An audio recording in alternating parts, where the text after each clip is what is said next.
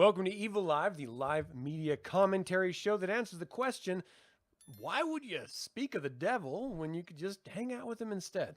Subscribe if you're new to the channel, because today we're reviewing HBO's Game of Thrones House of the Dragon, Season 1, Episode 4, King of the Narrow Sea. What a crazy, crazy episode. We got to indulge... I say it like that as if it's like this pleasant thing. We got to indulge in a little bit of incest. I mean, it was that far from incest, to be fair. But it was still there, and it was weird and uncomfortable. And we're going to get into the entire story and stuff, but I just have to say, I don't get why people would go to a brothel like they went to in this episode. When you think about the cleanliness standards that these people have in this time, in this sort of era of Westeros, they don't have antibiotics. They don't have like regular showering regimens that they go through. This is like your common person takes a shower once a year. Like that's just a normal thing that you did in the Middle Ages. Taking a shower was actually, part of the problem, because you could catch a cold, and like you could get a disease from the water, and if there was lead pipes that the water was filtered through, you would get sick from the lead. I mean, cleanliness sucked. My point of all that is that you're not only going to have really strong BO from everyone in this super closed in brothel, there's people openly having sex, which means you get all the wonderful smells of sex as well. And now, when it's a one-on-one situation, that may not be a big deal. But when it's 10 on 10, you're going to be smelling tons of BO. You're going to be smelling tons of ass. Again, wiping your ass back then was literally you had a rag that would be reused that you would just scoop your butt. And that's how you wiped your ass back in the day. And then, once a week or so, they would go wash all the rags. That's it. That's how you did it. So you have funky ass, funky BO, and then sweaty musky balls and sweaty musky puss. And it's all just compounded by everyone in this room, in this tight little confines. This would be the most vile, disgusting assault of the senses that you could ever imagine. And we're being presented with it as it is a super sexy thing, but the reality of it would be a totally different situation. Totally different. That's why they had separate rooms in most brothels. So yeah, I don't see this as a sexy environment. I see this as goddamn filthy environment. Super gross. All right, that being said, this show sets up right where we left off, except we're actually now, I think they said it was like 4 years later, not even like 2. Rhaenyra has grown up a little bit, but her father insisted that that she go and, let's do this really quick. I know I'm bouncing around. Give me a second here. This episode was directed by Claire Kilner. It was written by Ira Parker, and it originally aired yesterday, September 11th. All right. So, King Viserys said that Rhaenyra has to wed, but she gets to choose who she weds. And so she goes with Lord Bormund Baratheon to Storm's End to meet all of her potential suitors. And it opens up with this really old guy that she burns, and then a really young guy who ends up sort of getting chided by another dude there. And then this little kid who reminded me of Arthur from Sword in the Stone animated film, like from Walt Disney. He's just this super thin, little spindly young man. Murders the guy that was talking shit. So you had me in the background just like, yeah, that's what you get for talking shit. Like, can you just not be cool for a second? Everyone has to be a smartass. All right. So she's like, I'm out. I don't want to be around murder. Christopher Cole expedites her out of the room. She starts heading back to King's Landing. And they're on the ship. And that's when her brother Daemon, with his badass serpent version of a dragon, which looks really weird and cool and just crazy, comes swooping by and, sort of disrupts the ship a little bit as it goes. But she like looks off, and you can tell right now, even at this moment, we've been having 3 episodes of a little bit of connection between Rhaenyra and Daemon. Now it's starting to intensify, and you can see it in Rhaenyra's like longing look at the Daemon as he's flying towards King's Landing on his dragon. So we get that, and then we cut to Daemon and the entire court, and of course King Viserys standing there waiting to receive him. And he comes in with this sort of makeshift crown. He's like, "Look, they named me King of the Narrow Sea, and I don't want to be king. You're king. You're my brother. I concede the crown to you." So he takes off and he gives it to his king, of course. And this is a way of Daemon saying, "I wanted to do this so that we could stop our enemies from getting onto our shores, that we could defeat the Triad and we could defeat the Crab Feeder. I didn't want to do it with your help, and that's why I did it the way I did. But now I'm coming back to show you of my worth and my value, and I'm yours. Use me as you will." And, this is all subtext, but the king picks up on it, and he embraces them, and, he's just like, he's back. Let's do a barbecue. Just... Yeah, that's what you do. You barbecue, right? So they go off and they have this huge barbecue. King Viserys, with all of his wounds on his back, and now he's missing 2 fingers. He's getting drunk all the time. Like, he's got a young bride, right? Which is, Queen Alicent, pretty young woman. I feel sorry for her that she has to bed with King Viserys, a decaying, decrepit old man at this point. But, he's doing everything he can just to exist in life. And so he's dulling all of these senses and all the pain with wine. And we know where that leads anyone who, Oh, where does that lead? Aside from getting a nice buzz, it leads you ultimately to death. And so we know, he's getting older anyway. We know he's going to die at some point. So we just got to sort of wait it out because it looks like the throne is killing him already. So they have this barbecue, and, they're doing buddy stuff like, "Mom always loved you better. You were always a better warrior than me. Oh, I don't want to hear any arguments to the contrary." And they're just having this great little back and forth, as brothers would at a backyard barbecue. Meanwhile, Alicent and Rhaenyra are like, what are we doing here? Like, no one's here to talk to us. No one's here to spend time with us. And so Rhaenyra goes off saying she's going to go listen to, look at the new tapestries. This is this weird, I don't know, like inside joke for the Targaryens, apparently. And Alicent goes over and sits next to her, and she's like, "Look, I'm really lonely too. This sucks, but you must feel great to have all those guys fawning over you." And Rhaenyra's like, "They don't want to fawn over me. They want me to be strapped in a bed and shitting out little children for them. They want my blood in their family line and to reap that benefit. It's not about me. It's about them." And that comment is exactly what Alicent is doing right now. Literally. And so she gets like super butthurt. And then they have this really beautiful moment of connection. Like, "I'm sorry. I didn't mean to insult you. I know you're alone. I feel alone. Maybe we can just have this moment together." And they hold hands and stuff. These are 2 women who were best friends up until 4 years ago, arguably 6 years ago, until she became queen. So to see them reunite in their friendship, even for this briefest of moments, is beautiful. Like, that's all we have in life, is our connections with other people. Everything else we do is made up.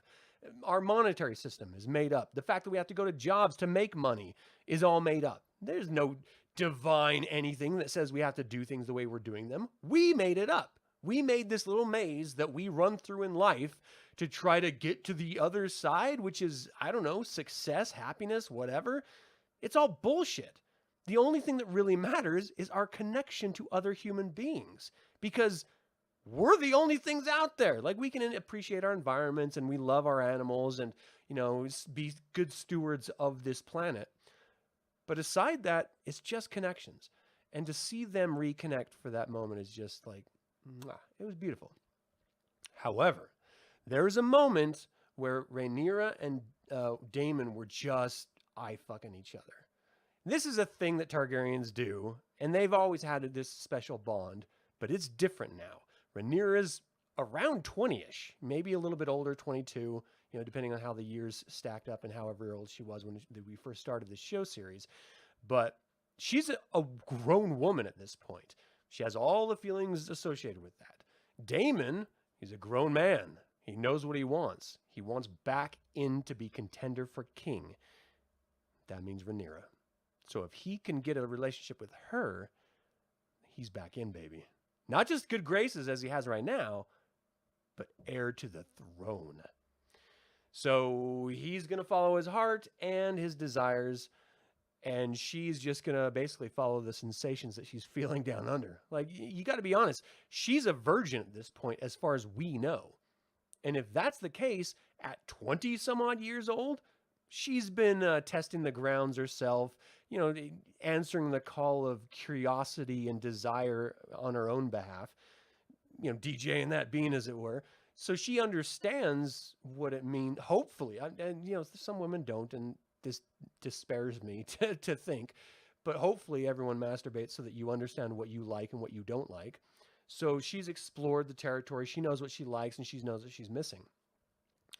And Daemon's straight up like, look, if you just get married, it doesn't matter to whom. You can do whatever you want. That's it. And she's like, yeah, if you're a man, if you're a woman, you're going to die like my mom died, or like every other woman is going to die through shitting out a bunch of babies on behalf of the men, which is fair. It's a totally fair perspective, and very true also. That being said, her and Daemon have this weird connection. She goes and retires for the night, and Daemon leaves a little package for her. Clothes, they're like, like a peasant boy, and a map to the secret rooms strewn all throughout King's Landing that were built by Maegor the Cruel. And then he killed the builders who built them so that only he would know where, all these places are. Daemon, who grew up around King's Landing, just explored and found a lot of them on his own, and he knows this particular one, so he gave the map to Rhaenyra, so she knows it. They meet down at Baelor's head, the skull, and then they go out to the town. And at first, they're just sort of, walking around and just exploring life, because let's be honest, if you're royalty, you don't get an opportunity to just be anonymous and free. You're immediately recognized no matter where you go. You're a Targaryen. How can you hide it unless you're completely covered up like they are right now? And they watch this little puppet show that's basically talking shit about Rhaenyra and the throne.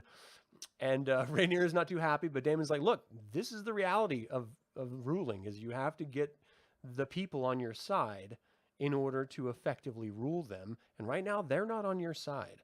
And so he's like sliding in little hints, like, I want to be there for you. I'm the one that cares about you. I'm the one that's going to get you some free time like we're doing right now. And she's just eating it up. And then they go to a whorehouse. And, like I opened the show with all the nasty realities, the unpleasant smells and situations. But visually, it's stimulating. Typically, women aren't like men, where men are visually stimulated. Women are traditionally emotionally stimulated. There's always differences in everything, right? And so she is just getting super turned on by all this stuff around her, and Daemon moves in for the kill to make out with her and then to fuck her. They get ready to start having sex, and he starts pulling away. Now, there's two realities that we can face here. He's doing this calculatedly. He's like, I want to get her wanting me. That way, it's not on me, it's on her. Or he's having performance anxiety like we saw him have with the whore. Because of the stress of everything that's going on, he just cannot perform. And there's a third option where he realizes, you know what, this is not how I want to this is not how I want to have sex with her for the first time. So maybe I'm making a wrong calculated decision. I don't think that's what it is. I think he is manipulating her so that she wants him so bad that he pushes away. And he's like, can't do it. And he leaves, leaving her wanting him even more. This is an old stupid tactic that you learn in high school if you're a guy. It doesn't often work, but when it works famously. In this particular case, it seems to have worked famously. So she goes back and she passes by Sir Criston Cole, who, to his knowledge, she was already asleep in bed. She snuck out. So he's like, whoa, I need to talk to someone about this. This is not right. And then she seduces him because she's still all amped up sexually. She wants to get that release. And so she ends up sleeping with him. There's some pretty big realities about the time it takes to take armor off, or knowing how to take armor off, which she would not know, but apparently she's just Speedy Gonzalez with armor. What would normally take 20 to 30 minutes, she can just, strip him down to his skivvies in, 2.3 minutes. Which, hey, more power to her. I am not against them getting in. Like, they are two beautiful human beings consensually having sex. There's nothing wrong with that. As long as you're two adults and both consenting, do whatever you want. I don't care. Have fun. Be safe, but have fun. So they have sex and they're just so digging it. However, Otto Hightower had a damn little dove like our old school. What was his name? The bald guy that was a eunuch in Game of Thrones. I can't remember his name off the top of my head right now. But like him, he had just a bunch of little spies around town, and it came back and said that Daemon and Rhaenyra were fucking. And so Otto Hightower, like the little douchebag he is, decides to try to, weasel his way in and get rid of Daemon yet again by telling on him to the king, King Viserys, Daemon's brother. Who immediately gets pissed because Otto's like sort of tap dancing around what was actually told to him until the king like basically just pulls it out of his face, like, tell me exactly as easily as possible what you heard. They were fucking. So now the king is furious. We find out that Alicent was, I think she was eavesdropping or something. And so she goes and confronts Rhaenyra about it. And Rhaenyra is playing dumb. Well, technically, they did not have sex. They didn't. There's no penetration that we know of. It looked like it was getting there, but it didn't seem to actually happen. So she's like, no, these are slanderous lies. Whoever told you has some ulterior motive. And, we don't like it. And what happens next is really, really important. Because this is Alicent Hightower, Otto Hightower's daughter, who he forced onto King Viserys, who he forced to get married to King Viserys, who is now fucking a decrepit old man, turns against her father and tells the king, look, this is not true. I believe Rhaenyra. Otto, my daddy, is doing this for his own benefit, and you need to fix it. And so the king finally has someone telling him the abject truth, that Otto Hightower, his hand, is manipulating him and has been manipulating him from the beginning. And so the king goes and fires him, which is a great scene. For the life of me, I can't remember if he assigned the hand to someone else, but I can't wait. So anyway, King Viserys confronts Prince Daemon, and he's like, are you out of your goddamn mind? This cannot fucking happen. How dare you?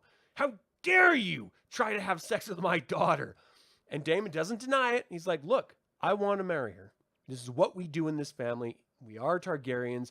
I want to marry her. You marry her to me, it's all good. We are all fine. Everyone's happy. The reign, our family is secure in our seat of power. And he's like, get the fuck out of here. No, you're not going to marry my daughter. You out of your goddamn mind? He's like, get your ass back to the Vale.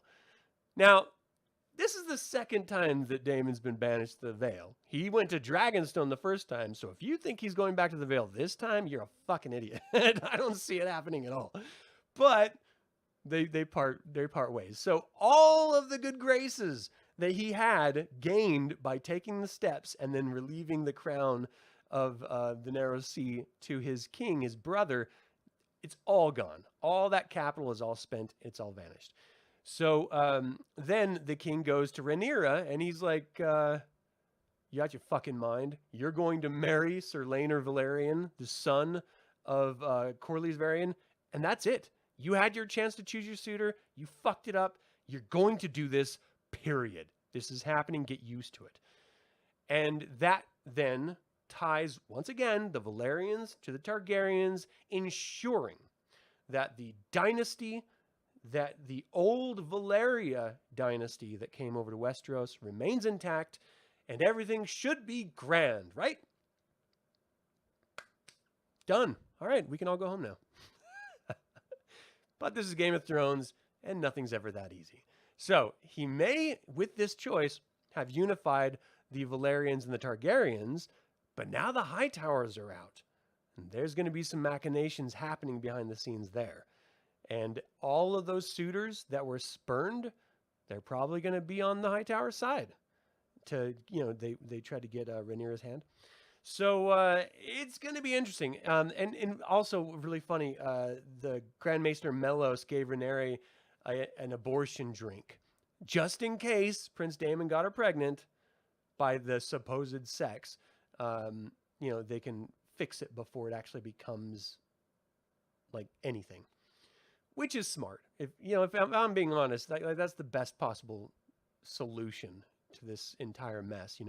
It's basically the what do they call that? The next day pill or the after pill, or I don't know what they call it. Anyway, but it's before it's even fertilized the egg officially. Once it'll just kill everything out, and then you flush it like it was your period or something,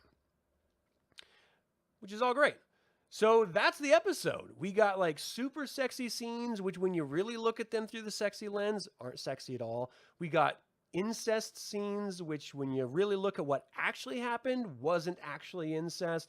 And then we get Rhaenyra fucking getting down with Sir Kristen Cole. Two beautiful people doing what just feels right.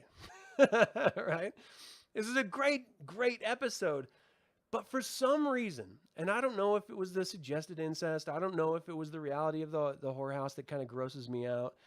Can you just imagine all of the disease?